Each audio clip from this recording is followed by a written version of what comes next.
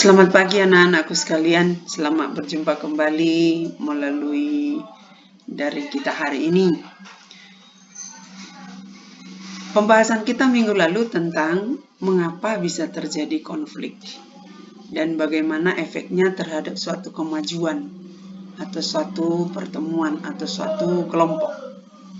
Maka hari ini kita akan pahami bagaimana gereja memperjuangkan perdamaian dan persatuan suatu bangsa. Hal ini dapat kita pahami melalui ajaran kitab suci dan ajaran Konsili Vatikan II.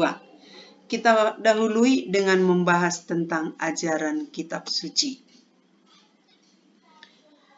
Minggu lalu sudah kutugaskan untuk membaca Matius bab 5 ayat 9 dan ayat 21 sampai 25.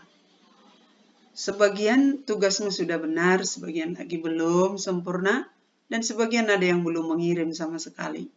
Ibu harap dengan pembelajaran hari ini, kamu kirimkan tugasmu. Apa yang kita baca dalam teks tersebut? Ibu akan merangkumkan. Yang pertama, dalam teks itu dinyatakan bahwa Yesus itu adalah tokoh sempurna dalam perdamaian. Pola hidup dan perbuatan Yesus mewujudkan perdamaian. Maka dia berkata, berbahagialah pembawa damai karena mereka akan disebut sebagai anak Allah. Yesus tidak pernah mempertentangkan sebuah konflik dibalas dengan kekuatan konflik yang lebih dahsyat. Tetapi Yesus menawarkan jadilah pembawa damai. Perdamaian adalah wujud dari kasih Allah kepada manusia. Bagaimana itu bentuknya? Kita lihat sendiri bahwa Allah mengutus Yesus putranya yang kita imani itu untuk menebus dosa kita, yang membawa kita pada suatu kehidupan yang lebih rusuh, kehidupan dunia yang lebih jahat, kehidupan dunia yang lebih membawa kita pada suatu pertentangan atau permusuhan. Dengan kehadiran Yesus di salib, dengan kehadiran Yesus di dunia, maka damai itu terwujud. Karena itu, selalulah berinisiatif untuk membagi perdamaian, bukan pembenaran. Gagasan dasar perdamaian mencakup arti bahwa dua pihak yang sedang konflik sekarang telah didamaikan dengan tersalibnya Yesus di kayu salib. Jadi Yesus di kayu salib itu bukan soal karena kalah dengan perintah Yahudi, karena kalah dengan kaisar, bukan. Dia memberikan dirinya sebagai wujud perdamaian dunia yang lebih besar, yang selalu mempertentangkan, yang selalu konflik. Bukan tidak bisa dilawannya kaisar. Bukan tidak bisa dia melawan kekuatan dunia. Tapi dia rela menanggung sengsara di kayu salib supaya manusia juga menirunya. Perdamaian itu menyingkirkan permusuhan dan dendam.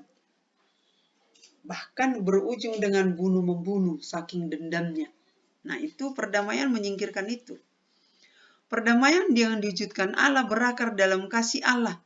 Dan sekarang menuntut agar manusia saling mengasihi terhadap sesamanya. Maka tidak ada alasan untuk seorang Kristen yang telah mengenal Yesus untuk dendam, untuk bermusuhan. Konflik boleh ada, itu biasa.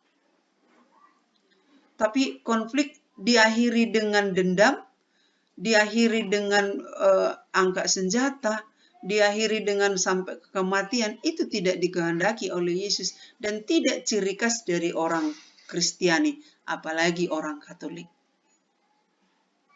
Maka anak-anakku sekalian, pembelajaran kita hari ini singkat saja saya simpulkan, damai lebih penting daripada pembenaran.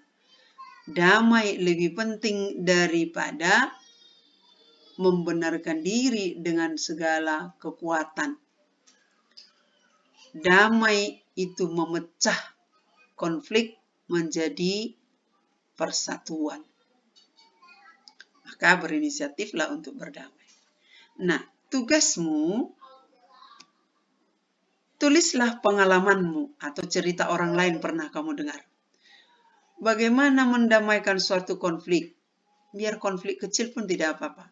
Baik dengan temanmu di sekolah, di gereja, dan di keluargamu. Apa yang kamu alami? Kamu duluan mendamaikan diri atau bagaimana? Atau kamu tunggu atau mesti ada perantara orang lain?